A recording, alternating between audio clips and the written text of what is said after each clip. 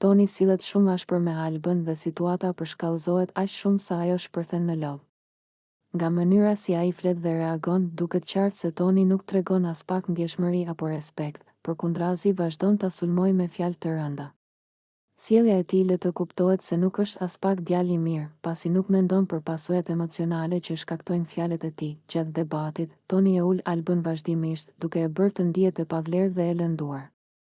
Ai e ofendon rënd, duke përdorur shprehje fyese dhe duke e quajtur atë pleher, gjë që e trondit Albën dhe e bën të ndihet shumë keq për veten. Alba përpiqet të qëndrojë fort, por presioni emocional është shumë i madh dhe ajo nuk arrin ta përmbajë veten, duke filluar të qaj para të gjithëve. Banorët e tjerë e vënë re menjëherë situatën dhe atmosfera në shtëpi bëhet shumë e rëndë.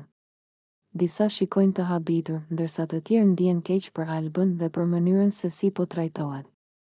Sjellja e Tonit krijon tension të madh dhe hap diskutime mbi karakterin e tij, pasi shumë e shohin këtë veprim si mungesë totale respekti dhe empatie. Ky moment shënon një pikë të errët në marrëdhënien mes tyre dhe lë pas shumë emocione të forta brenda shtëpisë.